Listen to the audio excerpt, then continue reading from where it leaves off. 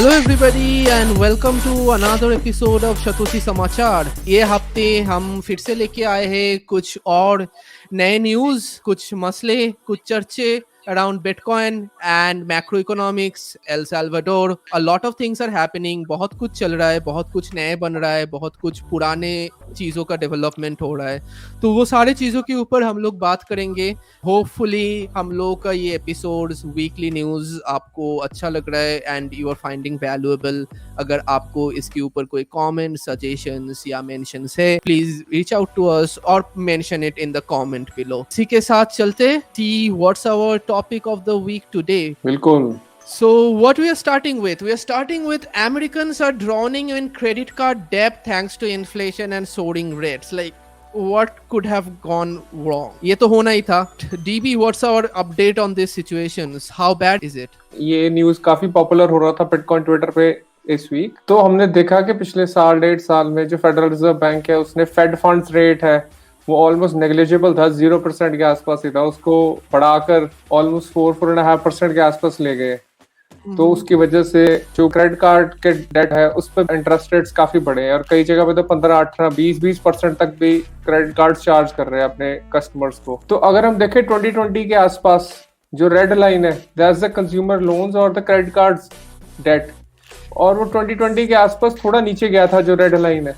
और उसका रीजन ये था कि जब कोरोना क्राइसिस हुआ उसके बाद यूएस गवर्नमेंट ने काफी चेक्स बांटे थे यूएस पॉपुलेशन के लिए। इन जनरल $2,000 के पर मंथ चेक्स दिए गए हैं फॉर सेवरल मंथ्स, और कई स्मार्ट लोगों ने वो वाले चेक्स को यूज करके अपना क्रेडिट कार्ड का डेट उतारा था। ठीक है, and then we are saying during that time, during 2020 जो ब्लू लाइन है वो भी ऊपर को स्पाइक कर रहा था, and that's the savings, US के लोगों का जो पर्सनल सेविंग्स है। और इसका मतलब भी ये है कि जब फंड्स की डिस्ट्रीब्यूशन हुई थी यूएस गवर्नमेंट से तो बहुत सारे लोगों ने वो पैसा सेव करके अपने बैंक अकाउंट में रखा हुआ था, तो सेविंग्स भी स्पाइक करी है। But as we went to 2021, 2022, 2023, धीरे धीरे करके वो सेविंग्स जो है वो डिप्लीट हो गई लोगों की, क्योंकि रिसेशन वाला माहौल बना पड़ा है और फायरिंग्स वगैरह हो रही हैं। तो लोग अपने खर्चे वगैरह भी जो है वो क्रेडिट कार्ड पे डाल रहे हैं। देन इन्फ्लेशन भी क्योंकि बढ़ा हुआ है, वी सॉ कि इवन एग्स वगैरह के जो रोजमर्रा की खाने की चीजें हैं उनके भी यूएस में दाम काफी बढ़ रहे हैं। एग्स के दाम 3 या 4 टाइम्स हो गए हैं विद इन अ ईयर। तो वो जो एडिशनल खर्चा है वो भी क्रेडिट कार्ड पे लोग डाल रहे हैं। तो दैट्स द रीजन $1 ट्रिलियन के आसपास पहुंच रहा है सिर्फ क्रेडिट कार्ड का डेट ही। एंड देन सेविंग्स रेट भी देखें तो हम मल्टी डेकेड लो पे चल रहा है। ये अपने आप में एक रिसेशन की तरफ इशारा कर रहा है। तो savings rate is almost as low, probably even lower than 2009 2008, उस टाइम पे जब रिसेशन आया था। इन्फ्लेशन की हिसाब जोड़ोगे तो लोगों को अपना खर्चा चलाना होगा, लोगों को अपना मंथली ग्रोसरीज लेके आना होगा, ग्रोसरीज का कॉस्ट भी देना पड़ेगा। एट द टाइम रिसेशन भी हिट हो रहा है। सिचुएशन काफी डायर लग रहा है। मतलब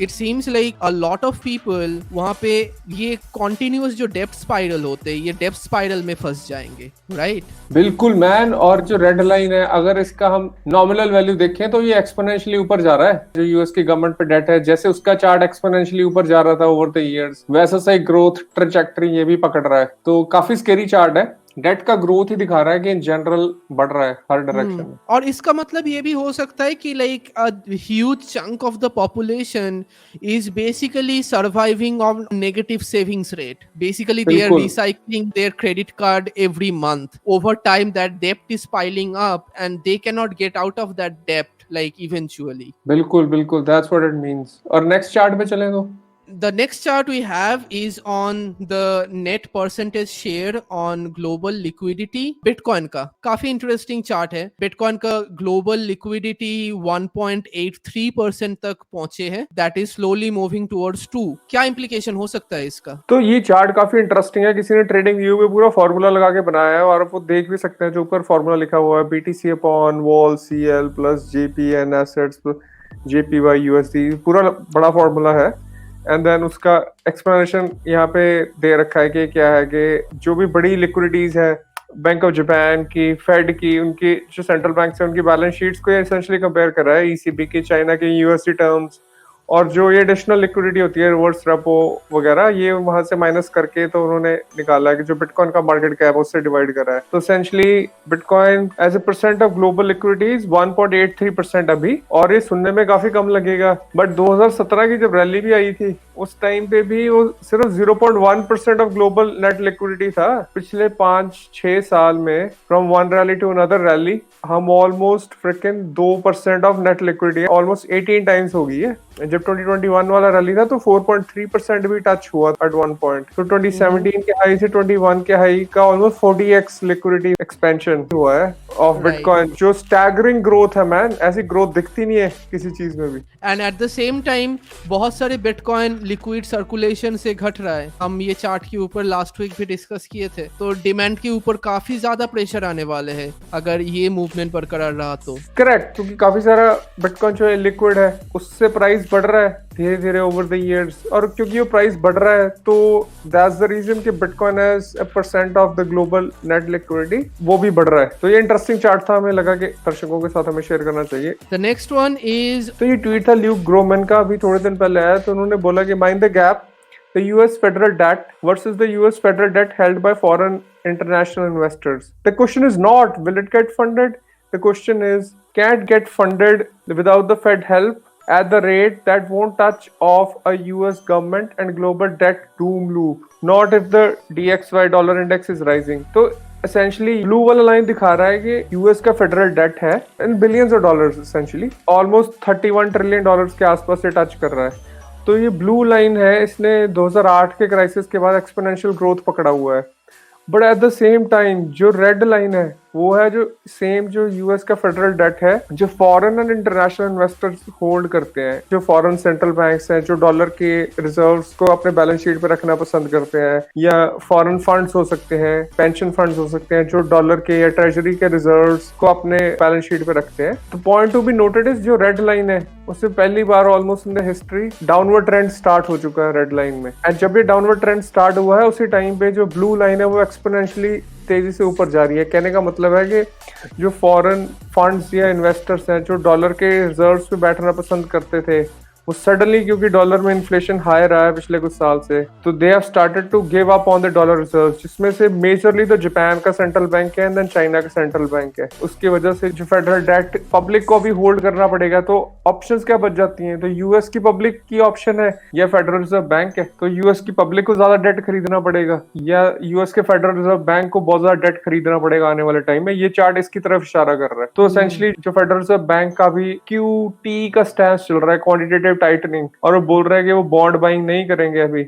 ये चार्ट ये बता रहा है कि वो बहुत लंबा वो स्टांस नहीं चलेगा, क्योंकि फॉरेन जो होल्डर्स हैं वो डेट को सेल कर रहे हैं। तो यूएस के फेडरल रिजर्व बैंक को बॉन्ड बाइंग बहुत जल्दी स्टार्ट करनी पड़ेगी। Next one we have China injecting a lot of cash to prevent funding stress. ये क्या सिचुएशन है और इसका कहानी क्या है पीछे? तो लास्ट वीक हमने बात करा था कि चाइना का money supply year on year almost 12% का ग्रोथ हुआ है। हम उसी का थोड़ा रेफरेंस देना चाहते थे। ये जो ग्रोथ आया है, एक बात तो ये है कि ये हिस्टोरिक फंडिंग आई है। मतलब इतनी फंडिंग इतने शॉर्ट टाइम में पहले चाइना ने कभी भी सिस्टम में लिक्विडिटी भी बोल देते हैं, लिक्विडिटी इंजेक्ट नहीं करी है। जो ये लिक्विडिटी आई है, हम इस चार्ट से ये देख रहे हैं कि रिवर्स रेपो इंस्ट्रूमेंट्स रहते हैं, उसको यूज करके ये लिक्विडिटी इंजेक्ट करी गई है सिस्टम में। बट एज वी सेड कि हिस्टोरिक लिक्विडिटी इतनी इंजेक्ट हुई है, और इसका वन ऑफ द रीजंस ये भी हो सकता है कि पूरा ग्लोबल रिसेशन का एक इंडिकेटर हर तरफ से आ रहा है, और जिसकी वजह से चाइना की इकोनॉमी भी काफी स्लो डाउन हो रही है, और उस इकोनॉमी को बचाने के चक्कर में उन्होंने ये लिक्विडिटी इंजेक्ट करी हो सकती है। पॉसिबली ग्लोबल स्लो डाउन जो हिट हो रहा है उसका इफेक्ट चाइना तक भी पड़ेगा। ये माना जाता है कि चाइना काफी हद तक सेल्फ सस्टेनेबल है, बट उनके अंदर का स्ट्रक्चरल सिस्टम भी काफ़ी प्रॉब्लमेटिक है, और उसके ऊपर भी स्ट्रेस आ रहा है ये ग्लोबल जो सिचुएशन चल रहा है उसके वजह से। सो प्रोबेबली ये उसी के एक रिएक्शनरी स्टैंस था उसका सेंट्रल बैंक का। ये लिक्विडिटी इंक्रीज करना मार्केट में it has been constantly happening right since 2008 and 9 it has become the norm, and यही स्टैंडर्ड होते हैं मार्केट में। जब क्राइसिस आते तब सेंट्रल बैंक के पास यही चारा होता है to keep the market afloat. यही लिक्विडिटी फिर इन्फ्लेशन में भी बदलते हैं, and that ends up trickling down into the economy and increasing the price of the consumer products. बिल्कुल, और मैं एक बात बोलना चाहता था कि दर्शकों को मैं ये बताना चाहता हूँ कि जो हम रेगुलरली अपने एपिसोड्स में लिक्विडिटी के चार्ट्स बहुत ज्यादा शेयर करते हैं, और उसका रीजन यही है कि अगर आप एक स्मार्ट इन्वेस्टर हो या अगर आप स्मार्ट इन्वेस्टर बनना चाहते हो तो आपको लिक्विडिटी पे हमेशा नजर रखनी पड़ेगी। अगर आप नहीं रख रहे हो तो आप बहुत बड़ा जो पिक्चर है ना उसको मिस कर दोगे। तो लिक्विडिटी कहाँ से आ रही है, कहाँ पे मूव कर रही है, वो ही डिफाइन करता है कि एसेट प्राइसेस कौन से बढ़ेंगे और कौन से गिरेंगे। तो दैट्स द रीजन हम बिटकॉइन की लिक्विडिटी, डॉलर की लिक्विडिटी और चाइनीज युआन की लिक्विडिटी जो है उस पर नजर रखते हैं, और हम दर्शकों के साथ बिल्कुल लिक्विडिटी वाले चार्ट शेयर करते हैं। Totally. And hope that is helpful and दर्शकों को ये information काफी useful रहेगा. So moving on to the next one. How did Bitcoin hash rate go from 30 exahashes per second yesterday to currently 360 exahashes per second? That's 20% increase in a day. Did Russia start their minings or what the fuck? भाई mind fricking blowing man. और इसका chart अभी दर्शकों को दिखाते हैं, but एक दिन में 20% हैश रेट इंक्रीज हो जाना मतलब अपने आप में बहुत ज्यादा बड़ी बात है मैन। फिर 4 लाख S19 माइनर्स मैन एक दिन में प्लग हुए हैं। जैसे हमने लास्ट वीक के न्यूज में कवर करा था कि रशिया की स्टेट यूटिलिटीज कंपनी है, एनर्जी की कंपनी है, वो बिटकॉइन माइनिंग स्टार्ट करने वाली है। तो हो सकता है उन्होंने भी मशीन्स प्लग इन करे हो, बट ये बहुत बड़ा नंबर है जो एक ही हफ्ते में इंक्रीज हुआ है। 20% hash rate increase even in 1 week only means like some big players who already had a setup, उनका setup बना हुआ था, they just turned it on. Either कोई नया player market में आया है या फिर कोई existing player जो operation बंद करके रखा था, they kind of like relaunched their operation in some form. Correct. तो ये definitely एक ऐसी चीज है जिस पे नजर रखनी पड़ेगी in the near future। और हमें पता है कि जब इतनी exorbitant increase होती है माइनिंग हैश रेट में तो बिटकॉइन का प्राइस जनरली उसको फॉलो करता है। तो आने वाले टाइम में डेफिनेटली एक्सपेक्ट कर सकते हैं बिटकॉइन के प्राइस में एक रैली आ सकती है इसकी वजह से। Totally, and it seems like, as the tweet said, Bitcoin miners are scavenging the earth for cheap wasted excess energy. Bitcoin का गेम थियोरी एंड इंसेंटिव ही ऐसे बना हुआ है कि कहीं पे भी अगर फ्री चीप वेस्टेड एनर्जी मिलते हैं किसी को भी, the best thing that they can do, क्योंकि हम लोगों को सबको पता है एनर्जी स्टोर नहीं किया जा सकता, एनर्जी स्टोर करने में काफी इंफ्रास्ट्रक्चर, काफी कॉस्ट आता है। So the best thing that they can do is convert those wasted energies into Bitcoin. And Bitcoin से पहले ये सारे जितने inefficient energies sources थे, and energy industry में जो लोग काम करते हैं उनको पता है कि energy production और energy distribution का cost अगर एक threshold से ज़्यादा ऊपर जाते हैं तो वो energy basically wasted हो जाते हैं। Even if they produce that energy, they cannot distribute that energy to people to use it in any form, क्योंकि उसका डिस्ट्रीब्यूशन कॉस्ट ही काफी ज्यादा है to the amount of energy that is being produced. इसके वजह से बहुत सारे oil rigs and natural gas plants, वहां पे बहुत सारे ऐसे एक्सेस बाय प्रोडक्ट्स होते थे जिसको बर्न आउट किया जाता था for environmental reason, and that burning out creates energy.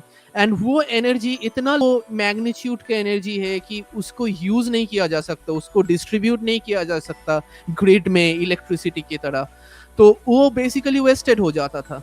तो अभी सारे जगह पे पूरे वर्ल्ड में it seems like bitcoin miners are the businesses which basically capitalizing on every form of wasted energy। क्योंकि अगर आप दुनिया की किसी भी कोने में हो, रेगिस्तान में हो, समुंदर के बीच में हो, it doesn't matter, if you have an energy source and if you have a generator and if you have an internet link, you can mine bitcoin with it। वही हो रहा है, and probably ये वही चीज का ट्रेंड दिख रहा है। आगे वाले दिनों में पता नहीं, शायद कोई बिग प्लेयर का नाम भी आगे आ जाए कि कोई देश रेगुलेटेड वे में अपना बिटकॉइन माइनिंग ऑपरेशन चला रहा है या ऐसा कुछ। रशिया का कुछ न्यूज भी आया था कुछ हफ्ते पहले, तो वो भी हो सकता है इसके पीछे। या फिर कोई एग्जिस्टिंग माइनिंग पूल और existing mining factory operator, they upgraded there system, they started mining again. Good for Bitcoin nevertheless. बिल्कुल।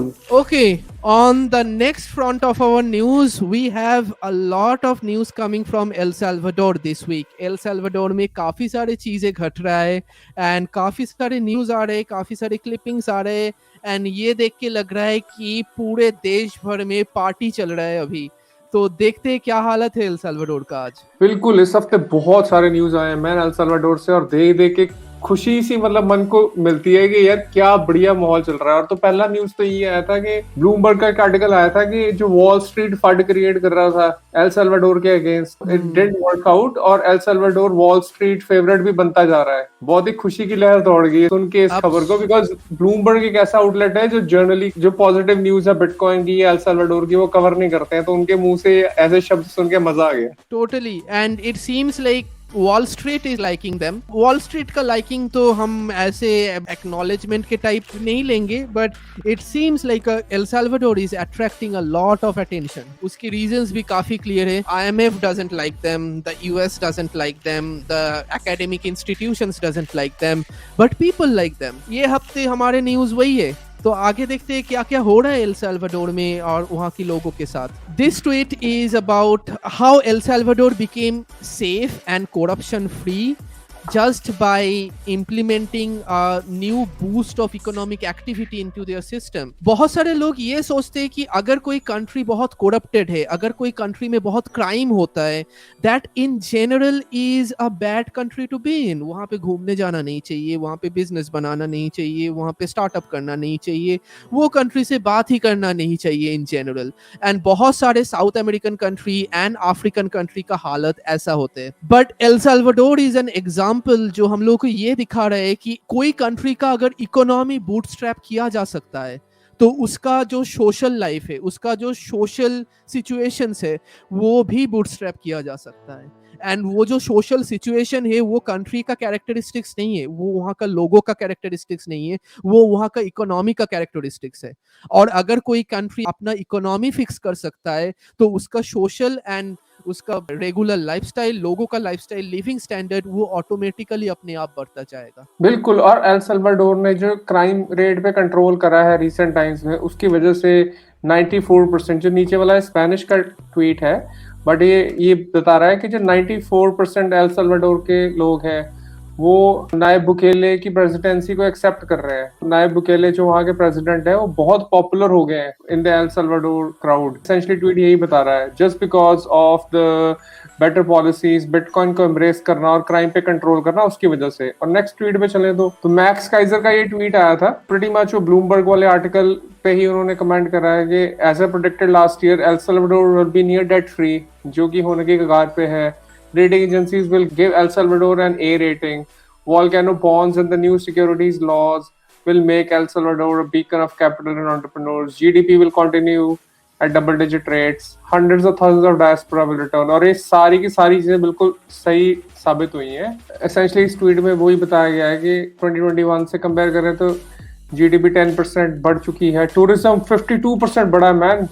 मिलियंस ऑफ नए टूरिस्ट वहाँ पे जा रहे हैं। एक छोटे से कंट्री के लिए 50% rise in tourism, man. That means billions of dollars in capital. Employment rate बढ़ा है, businesses बढ़ रहे हैं, exports बढ़ रहे हैं, and then look at energy exports, man. वो वॉल्केनो की एनर्जी को हार्वेस्ट कर पा रहे हैं। अभी पहली बार वॉल्केनो की एनर्जी हार्वेस्ट करने के इंसेंटिव मार्केट में आ गया है, राइट? इससे पहले you have to like scour it, distribute it, grid में पहुंचाना, ये सब था। Abhi, you just need an internet connection. That's it. Then directly you can convert your energy into money and put that money into your central bank reserve, and you get the hardest money in human history in the nation's capital.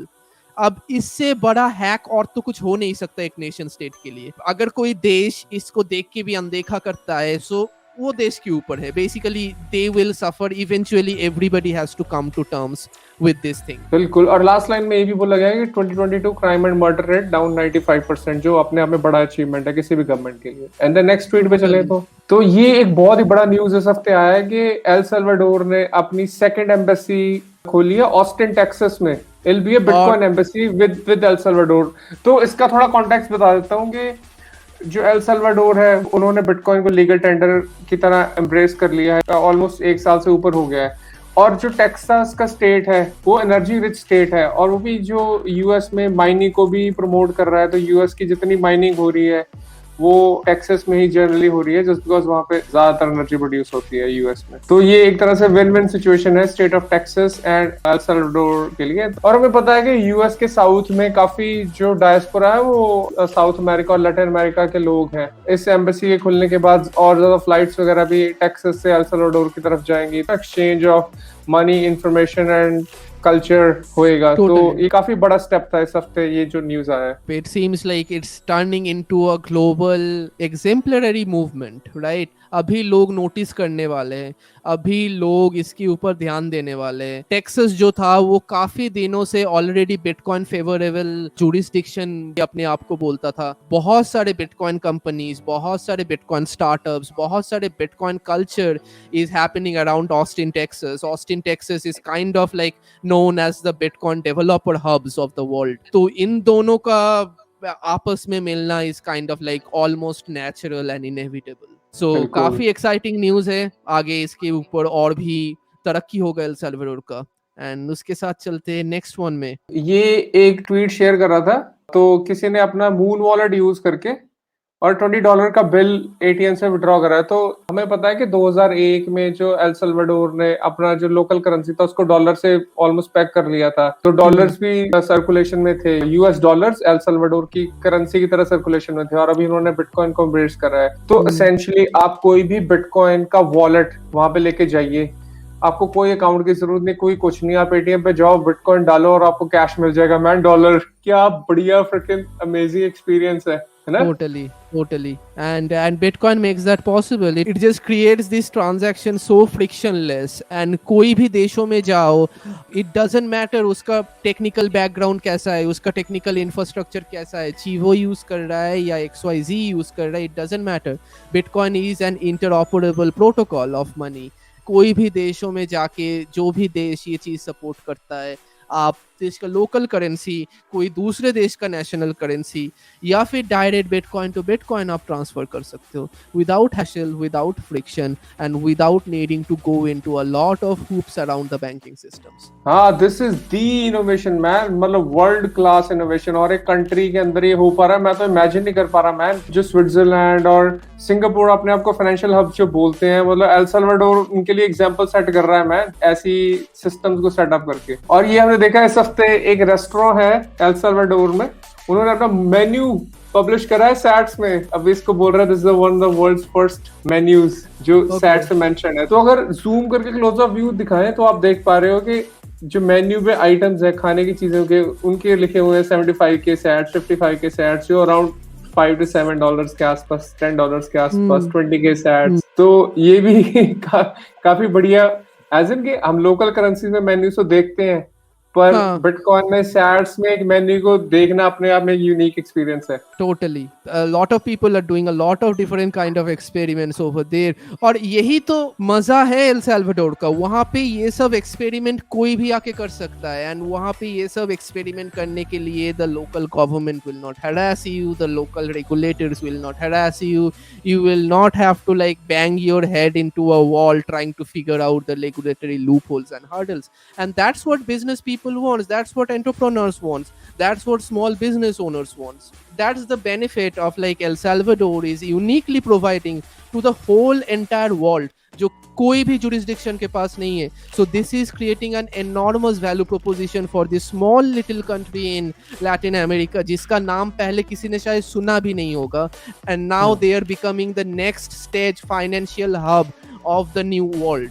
So amazing development, amazing vision from the political persons, from the political people who are running this system, and all the people who are part of the movement and taking the journey forward. बिल्कुल. Domino's accepts Bitcoin in El Salvador. Of course they do, right? वहाँ पे McDonald's भी करते हैं, वहाँ पे pizza हट भी करते हैं, वहाँ पे सारे दुकान भी करते हैं, वहाँ पे रोड साइड आइसक्रीम वाला भी करते हैं. That's what the revolution looks like over there. This is one of the good snippets of those image. Strike use करके they are not even using Bitcoin, they are using Lightning also. So Strike use करके you can pay for your pizza directly via Lightning, instant, almost zero fee transactions. This is the innovation. They are living through it and they are building it out real time as we are watching it. एक और restaurant है pizza place है, ये काफी popular है El Salvador में। अगर आप जाएं तो इसको विजिट करें। टुंको वेलोस नाम का प्लेस है इन एल टुंको, और यहाँ पे पिज़्ज़ा अच्छा मिलता है और ये बिटकॉइन एक्सेप्ट करते हैं। और क्या चाहिए आपको? Totally bitcoin pizza and beach, life sorted. That's it. Yup. उसके साथ देखते हैं हमारा next news, which is a nice view of a restaurant from El Salvador. हम थोड़ा वर्चुअली भी घूम के आते हैं कि कैसा लगता है एल साल्वाडोर आज के दिन में।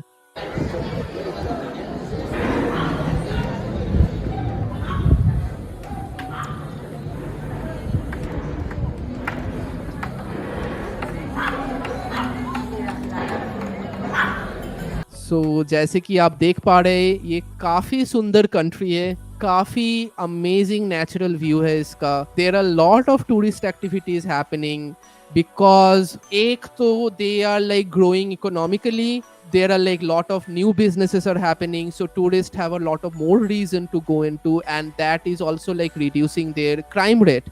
तो लोग बहुत ज्यादा सेफ फील कर रहे हैं वहाँ पे पहुंचने में। अभी जब क्राइम रेट घट जाते हैं, जब लोकल इकोनॉमी बूस्ट अप हो जाते हैं, सारी चीजें सुंदर ही दिखते हैं। बेसिकली एल साल्वाडोर का political leadership have found out a hack to use the best possible modern monetary technology to boost up the beauty of their country, and that's the best thing that they can do honestly for their country. बिल्कुल। और हम दर्शकों को ये दिखाना चाहते हैं कि जो मेन स्ट्रीम मीडिया एक इमेज दिखाता है कि वो गरीब लोग सड़कों पे घूम रहे हैं, वैसा सब बिल्कुल नहीं है। एल सल्वाडोर बहुत ही ब्यूटीफुल कंट्री है और रिसेंटली काफी डेवलपमेंट हो रहा है वहाँ पे, और ऐसे एक्सोटिक वाइब्स वाले रेस्टोरेंट्स भी आपको वहाँ पे और होटल्स भी मिलेंगे आराम से। And then obviously you can pay in bitcoin man. और क्या चाहिए? ओके, तो उसी के साथ देखते हैं हमारा next visual from El Salvador, which seems to be a real nice pool view with ocean shore from a nice resort that accepts bitcoin.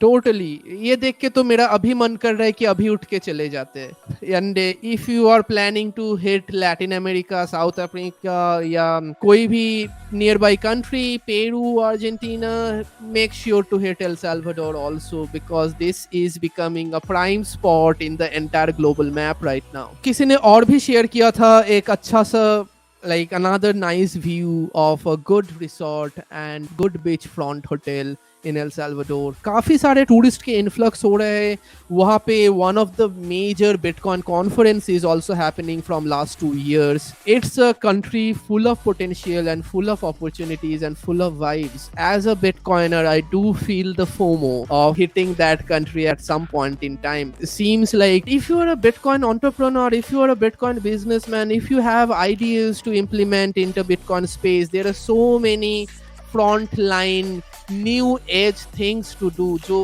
पहले की इंफ्रास्ट्रक्चर, पहले की सिस्टम में बन ही नहीं सकता।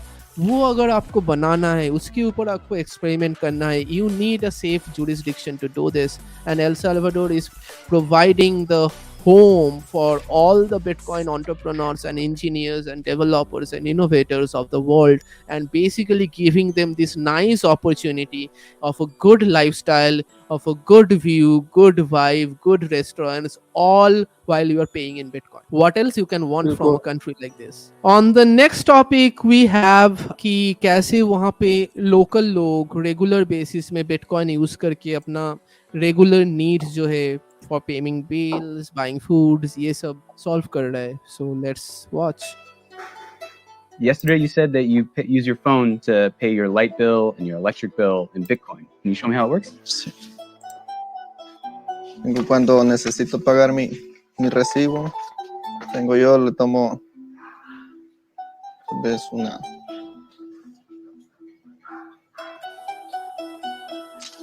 una foto, la mando a quien me lo va a cancelar y le pago a él, a su usuario. Vengo,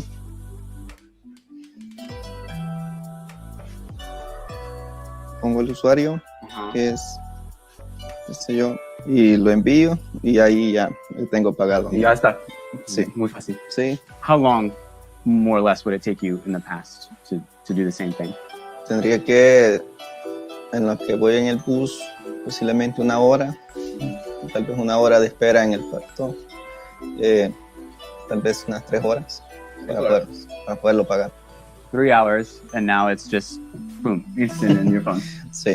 That's what financial innovation looks like. बिल्कुल. और जस्ट बिकॉज अल सल्वाडोर की जो local currency है वो screwed थी और उनको dollar based system पे रिलाई करना पड़ता था. जो डॉलर बेस्ड वो पूरा बैंकिंग सिस्टम रहता है, इंटरनेट बैंकिंग रहता है, क्रेडिट कार्ड्स, डेबिट कार्ड्स, वो पूरा सिस्टम तरीके से नहीं फैला हुआ था और लोगों को कैश यूज करना पड़ता था. तो कैश के साथ अगर आपको पेमेंट्स करनी है अपने इलेक्ट्रिसिटी बिल की, फॉर एग्जाम्पल वो बता रहा है, तो उसको 3 घंटे लग जाते थे बिल पे करने में. अब जस्ट बिकॉज बिटकॉइन वहां पे लीगल टेंडर बन गया है, वो सिर्फ वो फोटो खींचता है बिल का, बिटकॉइन में सैट्स देता है और 2 मिनट में बिल पे हो जाता है. कितना टाइम सेव हो रहा है.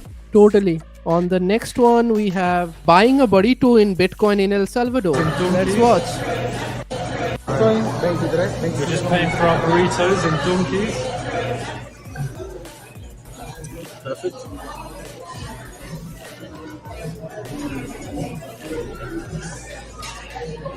Perfect. Thank you very much. Lightning transaction 18 seconds का वीडियो है सिर्फ, और वो लाइटनिंग का इनवॉइस उसने स्कैन करा, सेंड करा, इंस्टेंट सेटलमेंट है मैन. सैट्स का और क्या चाहिए. साउंड बनी, मतलब आपका बेस लेयर है, इन्फ्लेट भी नहीं हो रहा. Totally. On the next one, we have another video like this.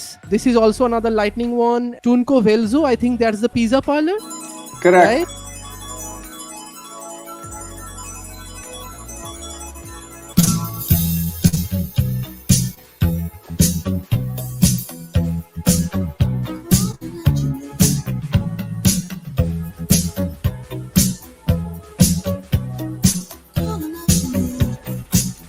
That's how fast it is, right? Lightning fast. उसके साथ देखते हैं हमारे next news. Bitcoin pilgrimage for the UK to El Salvador this month. It seems like लोग इसको almost तीर्थ बना लिया है कि अगर आप बिटकॉइन में काम करते हो, अगर आप बिटकॉइन से इंटरेस्टेड हो, अगर आप बिटकॉइन के बारे में जानना चाहते हो, अगर आप बिटकॉइन में बिल्ड करना चाहते हो, probably that's a journey to El Salvador you need to take up on. ये एक तरह का यूटोपिया लैंड बन गया है मैन, बिकॉज जो भी हमने इमेजिन करा बिटकॉइनर्स ने अपने माइंड में, वो सारे तरह के फाइनेंशियल प्रोडक्ट्स, वो कंपनीज, वो पेमेंट सिस्टम सारे वहाँ पे डेवलप हो रहे हैं. तो उनको एक्चुअली में जाके यूज कर पाना है. मतलब आप इमेजिन नहीं करते होंगे कि यार मैं पिज्जा के लिए क्यों नहीं पे कर पा रहा हूँ, या मैं एक बरीटो के लिए क्यों नहीं पे कर पा रहा हूँ, पर वहाँ पे आप कर पा रहे हो. तो सारे यूज केसेस वहाँ पे लाइव हो रहे हैं और सारे बिटकॉइन की कंपनीज भी वहाँ पे मूव हो रही हैं. तो टेक एंटरप्रेन्योर्स, बिटकॉइन एंटरप्रेन्योर्स या बिटकॉइन के होल्डर्स इन जनरल, जिनको टूरिस्ट स्पॉट चाहिए एक बढ़िया वेकेशन के लिए, तो सारे एल साल्वाडोर जा रहे हैं. Totally. On the next one we have from Bitcoin Beach. Bitcoin Beach, अगर दर्शकों को मालूम नहीं है, Bitcoin Beach was the first Bitcoin initiative in El Salvador. वो लीगल टेंडर बनने से भी 3-4 साल पहले से they started the groundwork from a very small community. छोटा सा विलेज था जहाँ पे कुछ लोग इकट्ठे हुए and they started using Bitcoin, and that became the Bitcoin Beach project later on. So they are tweeting, absolutely mind-blowing for me to see the number of driven and talented people from around the world that are looking to move into El Salvador. The next decade is going to be one of the history books as El Salvador become the place to live and do business. Kind of like obvious है. जो भी ये space follow कर रहा है, जो भी इस पे अटेंशन पे कर रहा है, जो भी इसका नुआंसेस, इसका डिफिकल्टी फेस कर रहा है, हर किसी के लिए ऑब्वियस है. धीरे धीरे बढ़ता रहेगा, ये धीरे धीरे और क्लियर होता रहेगा, and it seems like number is going up for El Salvador from here on. बिल्कुल. Moving on to the next one. I'm seriously thinking about moving to El Salvador. Compared to all the problems in Europe, El Salvador looks like the safe haven place to be. Progress and positivity instead of whining, openness to technology instead of clinging to past privileges, Bitcoin instead of fiat. The motto of the entire modern world crisis and the entire modern world tech crisis in general. A lot of people are trying to fix a lot of problems that is plagued in our entire system. From tech to finance to macroeconomics to global geopolitics to everything. ये सब अगर आप solve करने के लिए जाओगे तो आपको दिखेगा कि आपका own system is going to stop you from doing that. People in the US, people in the UK, people in other developed nations and developed countries are facing this problem every day. And at some point, they are going to say enough is enough. And they will stop working, thinking for their own nation, and just go and build in the nation where the nation helps them to build what they want to build. This is going to be a massive global catastrophic brain drain that is going to happen for next 1 decade. जैसे India से होता रहा है last 20-30 years, and we talk about it, we make fun of it. India से लोग जाते US, UK for the better lifestyle, for the better things, and now that the first world is like hitting hard, वहां पे जब break down हो रहा है तब कहाँ जाएंगे लोग? एंड तभी एल साल्वाडोर जैसे छोटे छोटे नेशंस ऐसे बिटकॉइन को अडॉप्ट करके अपने अवेलेबिलिटी इन लोगों के तरफ से बढ़ा सकते हैं. And El Salvador is like a glowing example of how they are doing it. इसके बाद ये ऑलमोस्ट ऑटोमेटिक हो जाएगा. इसके बाद ऑलमोस्ट उन लोगों को कुछ करने की जरूरत ही नहीं पड़ेंगे. लोग अपने आप वहां पे आके खुद चीजें बनाएंगे. Moving on to the next one, we have another payment, nice looking cute payment videos from Bitcoin Beach. Como uma gorjeta em Bitcoin. Pra você. How does it tip in Gorjeta. Gorjeta. how do you spell it?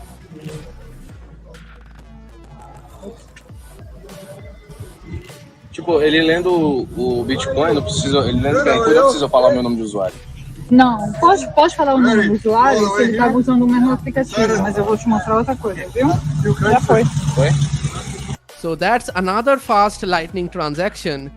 एक चीज काफी noticeable है, ये system में the base money layer is same for no matter who you are in the strata of society. अगर आप central bank भी हो तब भी आप बिटकॉइन में स्टोर कर रहे हो. अगर आप रोड साइड चाय वाला भी हो तब भी आप बिटकॉइन में स्टोर कर रहे हो. Bitcoin is same for both the parties and Bitcoin helps both the parties in the same effective way. This is not the situation how our world works right now, and पता नहीं हम लोग दर्शकों को ये situation का gravity समझा पा रहे हैं कि नहीं. ऐसा पहले कभी नहीं हुआ है कि राष्ट्र या नेशन जिस तरह से अपना वेल्थ स्टोर करता है, एक कॉमन मैन, एक कॉमन लोग जो रास्ते में चाय बेच रहा है, वो भी उसी तरह से अपना वेल्थ स्टोर कर पाएगा. This is the first time in human history something like this is happening, and the access to this technology is open to every single human being of this world equally, without any restriction and without any boundaries. और payment वाले videos तो मुझे specially पसंद आते हैं. और again ये तो कुछ मोमेंट्स हैं जो कैप्चर हुए हैं. ऐसे thousands and thousands of payments daily basis पे हो रहे हैं एल साल्वाडोर में. Here is a beach house we looked at in San Diego in El Salvador. Should we make an offer? My mom is obsessed with San Diego beach. So this is like the kind of like beach house you can get in San Diego in El Salvador, which is pretty awesome property, right? But you can get this property as a much cheaper price than any place in the world जहाँ पे ऐसे front line sea shores, independent villas and private properties मिलते हैं. And that too payable in Bitcoin, man. Well, you can pay in BTC and buy a property like this. Being an international citizen, आप किसी भी देश के citizen हो सकते हैं. एल साल्वाडोर जाओ और ये प्रॉपर्टी खरीद लो, man, and pay in Bitcoin. और क्या चाहिए? I can't even like fully believe that this is happening, but yeah, it's still happening. For all doubters, you can even buy your oceanfront condominium with Bitcoin, right? So that's another venture where like they are selling properties on Bitcoin. So these are like series of ocean view row houses. Like who doesn't want to have a row house in a beach like that? That also, like if you can get it via Bitcoin, that's basically El Salvador screaming to the entire world is like, if your country sucks, if your government sucks, if you are unsatisfied, come with us, we'll help you out. What can be a best value proposition for a country other than that? And it's mind freaking blowing जो वहाँ पे हो रहा है, और ऐसा बिल्कुल किसी और देश में देखने को नहीं मिल रहा है. तो एल साल्वाडोर मतलब पहले स्टेप्स ले रहा है towards the Bitcoin revolution. Totally. उसी के साथ हमारे next videos, which is about fancy cars. El Salvador es un país sin dinero. Las naves que te encuentras en ese país pobre.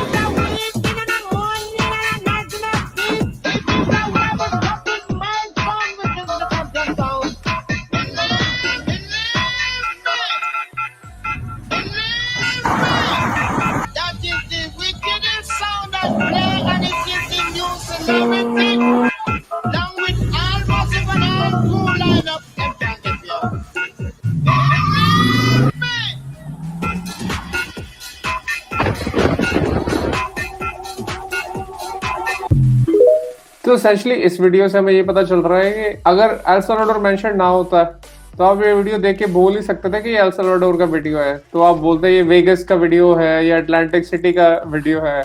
But ये लिटरली एक छोटा सा देश जिसने अपनी इकोनॉमी रिसेंटली खोली और वहाँ पे इकोनॉमिक बूम आ रहा है और वहाँ पे लोग ऐसी कार्स अफोर्ड कर पा रहे हैं, उसको रोड साइड लेके जा रहे हैं। तो ये अपने आप में ही बता रहा है कि जो एल साल्वाडोर में रेवोल्यूशन आ रही है इकोनॉमिक, वो सड़कों पर भी देखने को मिल रही है। ये देश एक टाइम इंडिया से भी ज्यादा गरीब हुआ करता था। लाइक एक टाइम में 2 साल पहले 2 साल पहले ये देश इंडिया से भी ज्यादा गरीब हुआ करता था। एंड नाउ यहाँ पे फैंसी कार्स घूम रहे, स्पोर्ट्स कार घूम रहे, जो कभी आप मुंबई में जाओ बांद्रा कुर्ला एरिया में तब जाके आपको शायद दिख जाएगा इंडिया में।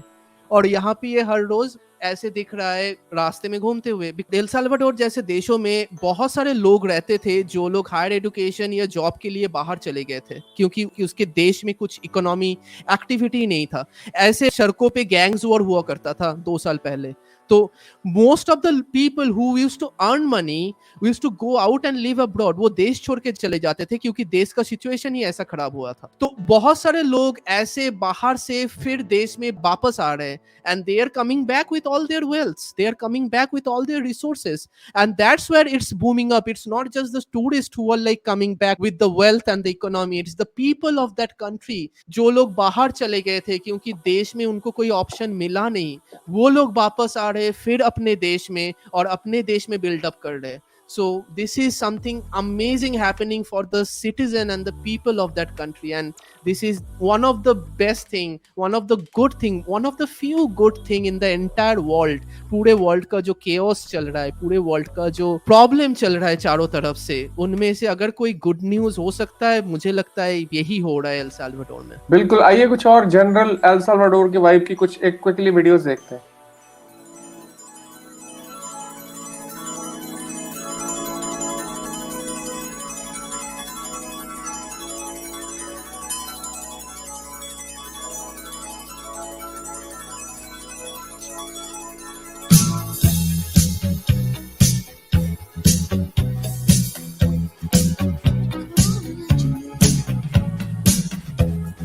So this is another nice cute place of a Bauhaus। ऐसे बहुत सारे joints बन रहे हैं एल साल्वाडोर में जहाँ पे बिटकॉइन लेके आप बाउस खरीद सकते हो, खाना खरीद सकते हो, and a lot of restaurant owners are creating this new restaurants, new joints ताकि ज्यादातर टूरिस्ट लोगों को अट्रैक्ट कर सके। और वहाँ का वेदर वगैरह भी काफी अच्छा रहता है। कनाडा वगैरह जैसे देश है, यूरोप जैसी ठंड बिल्कुल नहीं रहती। ऑलमोस्ट लाइक हमारा गोवा जैसा वाइब है, almost the Mediterranean climate and almost the very similar vibe like our Goa is like we don't have bitcoin in our, that's the only difference. And इसी के साथ देखते हैं उसका नेक्स्ट वाला video which kind of tells us about the vibe of the environment and the weather.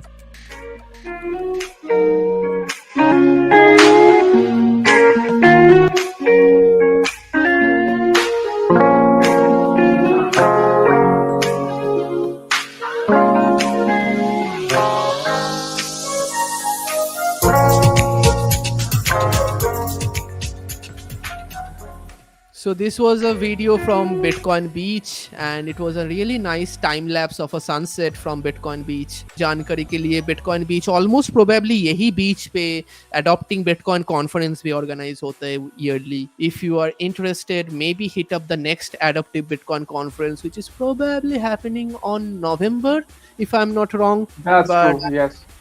Yeah, so November is a good window to hit on El Salvador and meet a lot of Bitcoiners and see all the amazing Bitcoin things happening over there। Moving on to the next one, we have another nice chill video from another cafe।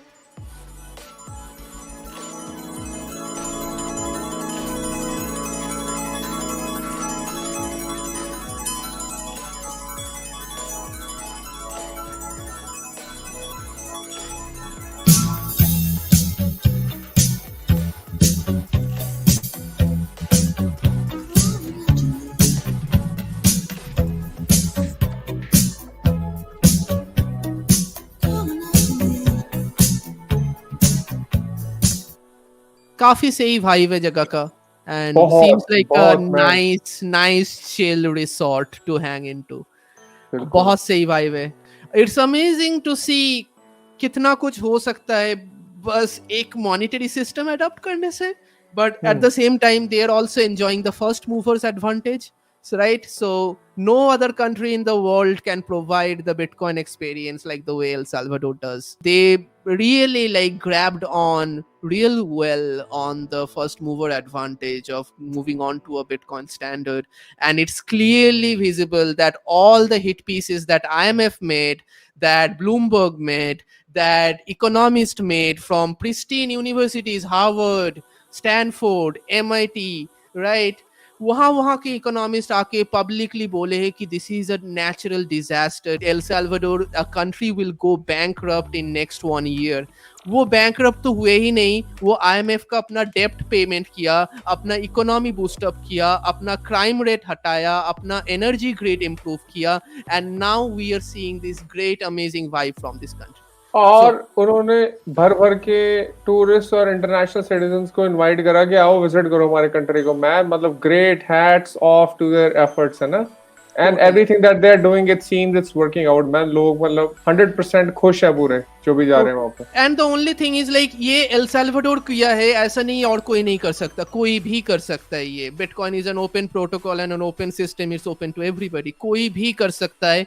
But problem वही है कि हमारे पुराने world का जो prejudices है, जो पुराने स्ट्रक्चर दिमाग में अटका हुआ होते हैं वो पॉलिटिकल ऑथोरिटीज के ऊपर, उसी के वजह से वो नहीं कर पाते। So that's the sad part, but that's okay, we are gonna move ahead with that, and eventually many other countries, it's not only El Salvador, it's will be many other countries in the world will open up to this. Yeah moving on, इसी के साथ चलते हैं, देखते हैं next topic आज का। ये है कि बिटकॉइन का फंड क्रिएट हुआ है इस हफ्ते। जिन दर्शकों को नहीं पता, फंड FUD, फंड का मतलब होता है फियर, अनसर्टेनिटी, डाउट। फंड का एसेंशियली मतलब ये होता है कि जब मेन स्ट्रीम मीडिया बिटकॉइन के अगेंस्ट एंटी आर्टिकल्स पब्लिश करता है, तो एक ऐसे वॉल स्ट्रीट जर्नल का आर्टिकल इस हफ्ते आया था और उन्होंने ये पब्लिश करा है कि बिटकॉइन का जो फ्यूचर है वो सिर्फ हैंडफुल ऑफ मिस्टीरियस कोडर्स पर डिपेंड करता है, जो कि बिल्कुल भी ट्रू नहीं है। और इसी के बारे में थोड़ा बात करते हैं। तो नेक्स्ट अगर टैब पे चले तो पियर रिचार्ड का इस पे कमेंट था कि bitcoin skeptics are trying to build a case for why BTC is an unregistered security and they want to try to regulate node software, harassing open source devs because proprietary fiat can't compete। तो essentially ये जो लोग fund create कर रहे हैं, इनके पीछे fiat base system जो चलाने वाले लोग वही है, और वो एसेंशियली उनका मकसद क्या है कि जो बिटकॉइन का डिसेंट्रलाइज तरीके से नोड चलता है उसके अराउंड अगर ये कुछ भी आर्ग्यूमेंट दे के या नैरेटिव क्रिएट करके ये प्रूव कर दे कि बिटकॉइन एक अनरजिस्टर्ड सिक्योरिटी है, तो फिर जो भी लोग नोड रन कर रहे हैं, जो नोड बनाने वाले जो बिटकॉइन के ओपन सोर्स डेव्स है, उनको हरास करा जा सकता है। तो ये मकसद है ऐसे आर्टिकल्स पब्लिश करने के पीछे, और पियर रिचार्ड के एक ही ट्वीट ने बिल्कुल उनका चिट्ठा खोल के रख दिया है। नेक्स्ट ट्वीट पे अगर चले तो यहाँ पे सैमसन माओ ये बोल रहे हैं कि it doesn't matter who can write changes into a repo housing the bitcoin core software, it's the users that choose what software to run that matters. तो उनका ये बोलना है कि बिटकॉइन का जो कोर का सॉफ्टवेयर है उसको मेंटेन करने वाले वैसे तो हंड्रेड्स ऑफ डेव्स हैं, पर उनका जो प्राइमरी रिस्पॉन्सिबिलिटी कुछ चंदा डेव्स पे है जो रेगुलरली कोड रिव्यूज करते हैं और कोड को मर्ज वगैरह करते हैं। पर अगर आप ये चीज एलिगेशन लगाना भी चाहते हो कि इससे सेंट्रलाइजेशन आता है, तो सैमसन माओ का ये ट्वीट आपका जो आर्गुमेंट है उसको इलॉजिकल साबित कर देता है कि कोड लिखने वाला कोई भी हो सकता है, पर कोड को जो रन करने वाले tens of thousands of machines हैं, जो माइनर्स हैं, जो लोग नोड का सॉफ्टवेयर रन करते हैं, वो अगर आपके सॉफ्टवेयर को रन ही नहीं करेंगे तो उसका कोई मतलब नहीं है कि आप क्या सॉफ्टवेयर लिख रहे हो।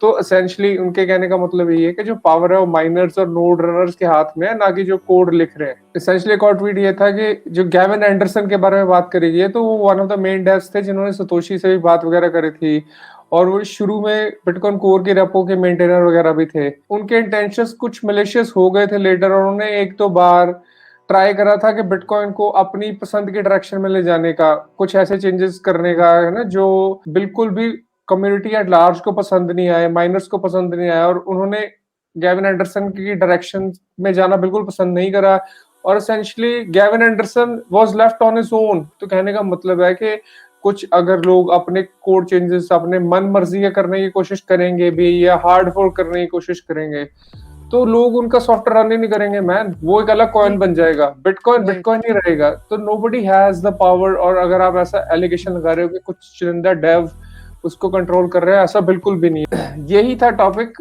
फड का इस हफ्ते जो हुआ क्रिएट, और ये बिल्कुल बेसलेस था, एसेंशियली हमारा यही पॉइंट था। एंड ये टॉपिक के ऊपर काफी चर्चे, in fact we have proof that Bitcoin doesn't work like that. Bitcoin doesn't work by the developers. Bitcoin doesn't work by the miners. Bitcoin works by the people who are running the node. जब 2017 में बहुत ज़्यादा technical debate हुआ था जहाँ पे community fork हो गए थे दो साइड में because of a technical reason, and ये scenario full on play out हुआ था। जब कोड कैप्चर हो जाते तब बिटकॉइन का क्या होता है? And the answer is simple, bitcoin वही रहता है जो लोग चाहते हैं बिटकॉइन को रहना। तो ये वॉल स्ट्रीट जर्नल का एक स्टैंडर्ड फड वाला आर्टिकल था जो वो प्रोबेबली ईयरली एक लिखते रहते हैं। उनका शायद एक कॉन्ट्रैक्ट है कि ईयरली एक वो लिखते रहेंगे, एक अजीब सा एलिगेशन देके, अजीब सा एक रीजनिंग बना के एक जस्ट फेंक देना ताकि ये डिस्कशन चलते रहे। एंड ये वॉल स्ट्रीट जर्नल सिर्फ नहीं, ब्लूमबर्ग एंड बहुत सारे मेन स्ट्रीम मीडिया आर्टिकल शायद फ्रॉम द वेरी स्टार्ट करते आए हैं। हर साल आते रहते, हर साल चले जाते, और इसके ऊपर ज़्यादा बात करने का भी मतलब नहीं बनता है।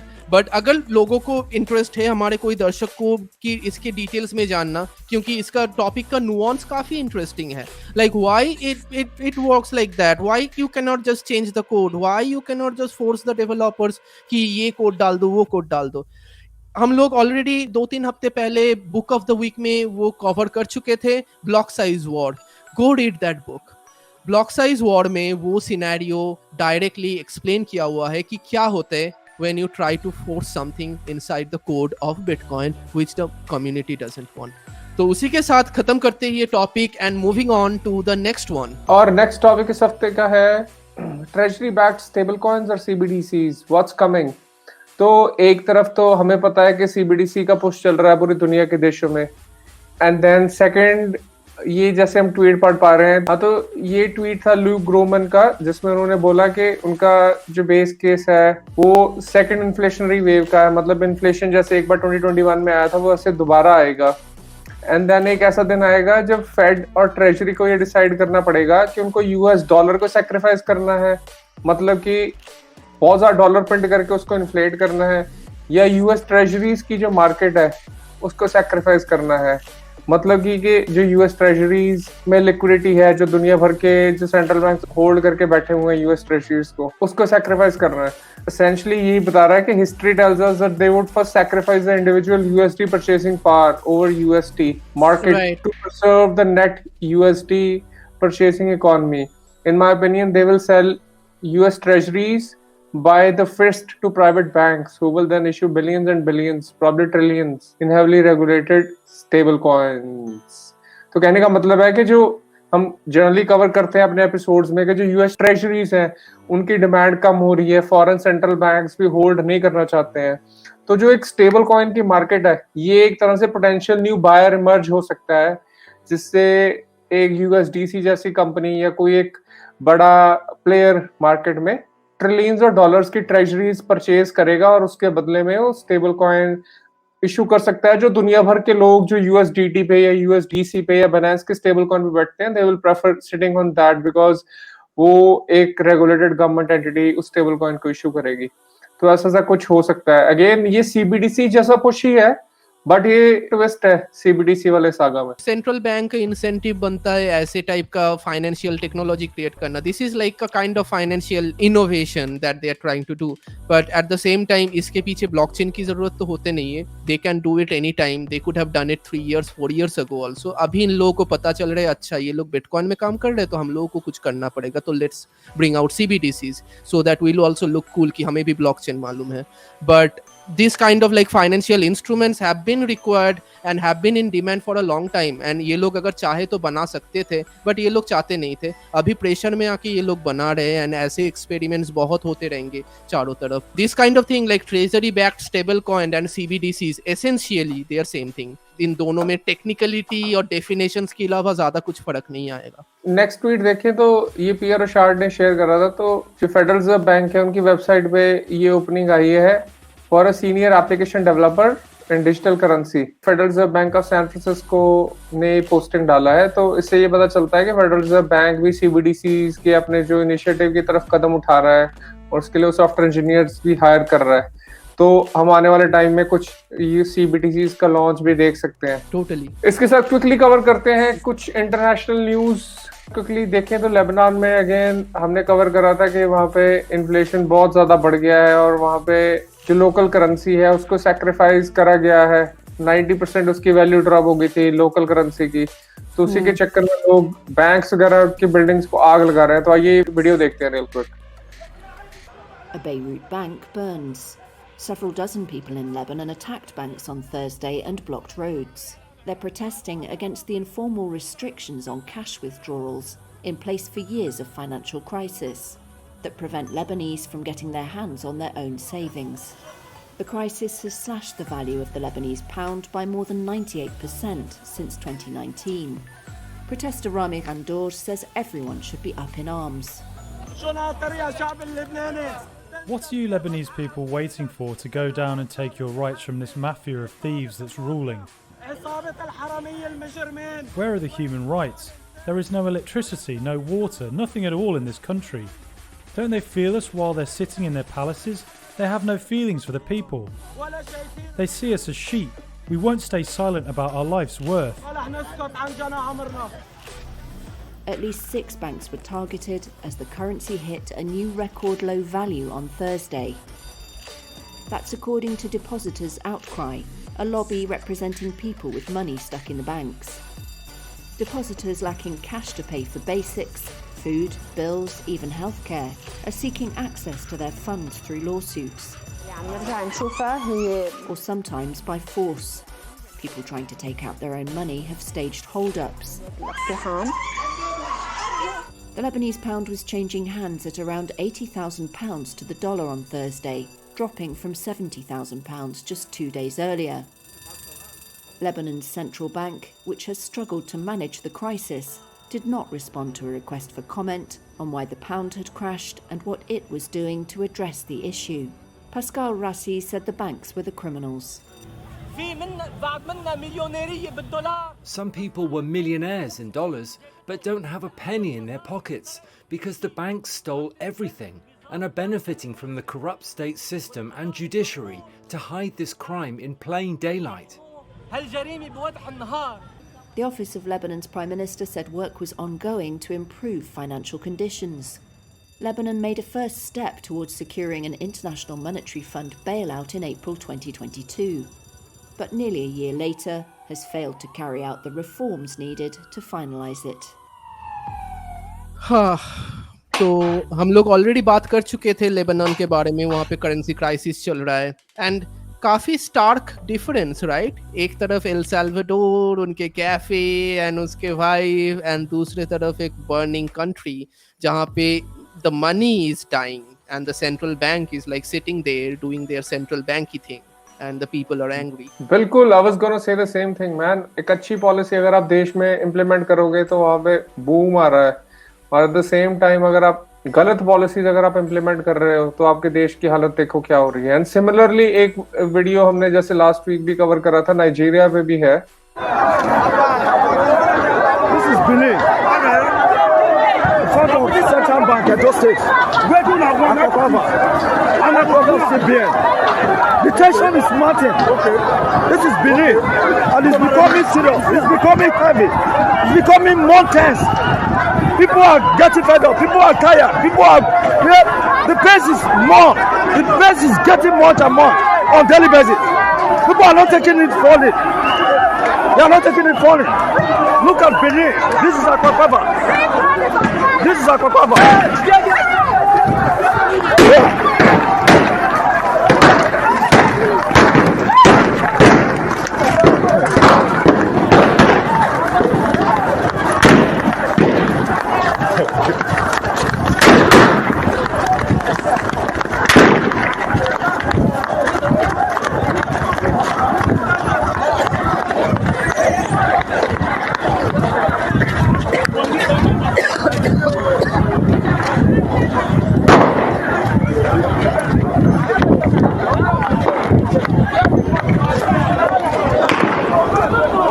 तो ऐसे लिटरली हंड्रेड्स ऑफ वीडियोस मैंने देखे हैं इस हफ्ते मैन, नाइजीरिया से जो आ रहे हैं, और कुछ तो इतने ड्रास्टिक थे कि हम उनको शेयर नहीं कर पा रहे हैं यहाँ पे। बट ये उनमें से कुछ चुनिंदा वीडियोस है, और ये भी एक तरह से पूरा manufactured, man made, fabricated crisis है, करेंसी क्राइसिस जो क्रिएट करा गया है, उसकी वजह से 30 करोड़ लोग परेशान हो रहे हैं मैन, और हालत बद से बदतर होती जा रही है डेली बेसिस पे। And there is a CBDC involved into it. Correct. I don't know. I don't want to comment on this anymore. हम लोग ऑलरेडी बात कर चुके हैं currency crisis, Nigeria and Lebanon situations के ऊपर, but we will keep showing our viewers the situation. We will keep showing the videos. I know it's hard to watch. It's also hard for us to talk about it. Not talking and ignoring it doesn't make it go away. It's our job to watch it and make sure that our neighborhood doesn't fall into this kind of situation. बिल्कुल, इसी के साथ चलते हैं और एक अच्छी news देखते हैं जो इस हफ्ते आई है। तो इस हफ्ते बहुत ही बढ़िया न्यूज आई है मैन, और within the last few weeks जो नॉस्टर का जो यूजर ग्रोथ का कर्व है, it's going parabolic man. Look at this chart. Totally. जल्दी hundreds of thousands of users आ गए एकदम से within a few weeks. और हमने एक एपिसोड भी करा था जिसपे हमने स्लाइटली बात करी थी, और उसके बाद से तो ग्रोथ ने क्या पिकअप करा है। Totally. Nostr seems like becoming this de facto decentralized social media network, and there are good reason behind why that's the case.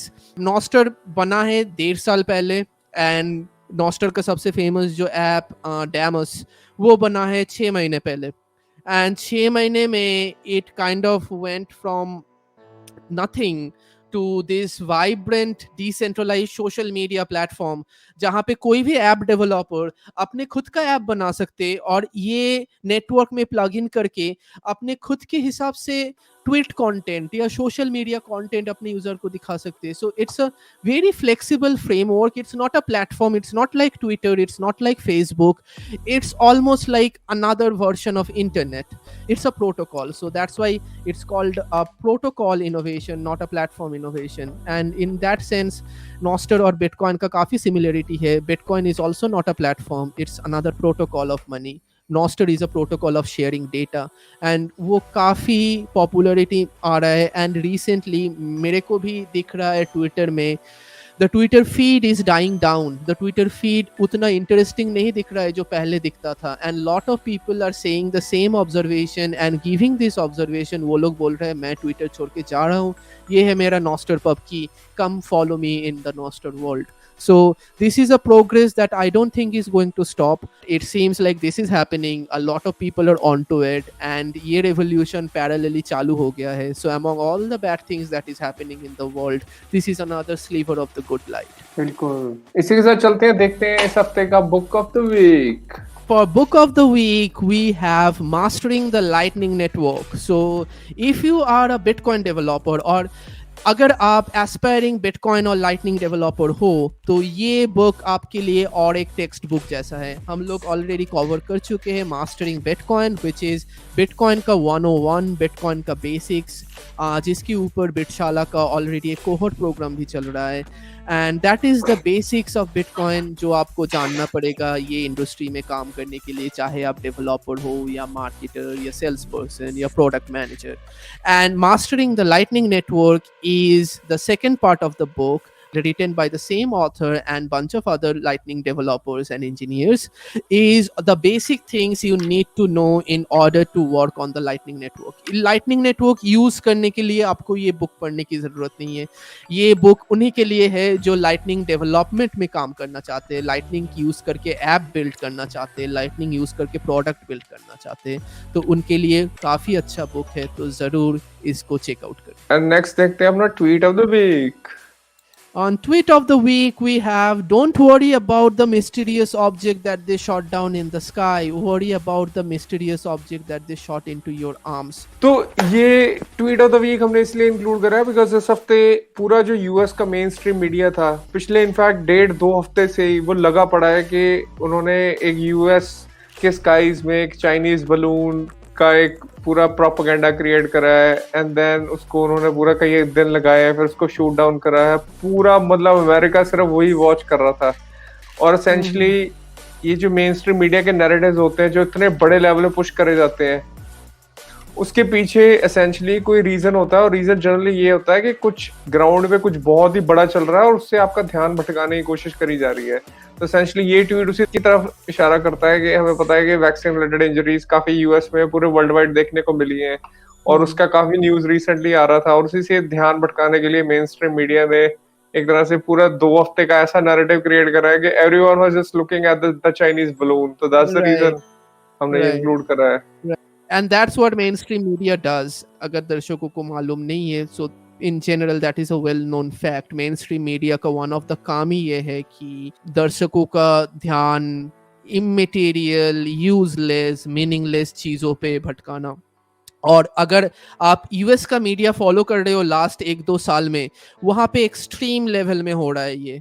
वहाँ पे एक तो पता नहीं, वहाँ पे सिचुएशन कुछ और चल रहा है। There are so many crisis, inflation, people can't have food, homelessness going at the sky, San Francisco is not liveable anymore, and all the main stream media is can talk about is a balloon in a sky.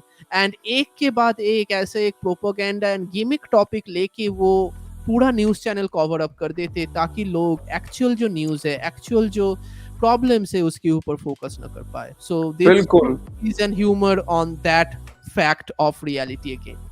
बिल्कुल। और meme of the week अगर देखें इस हफ्ते का, We have come to experiment on you, plunder your resources and enslave you forever. The grand fake alien invasion. Oh, you're from the government.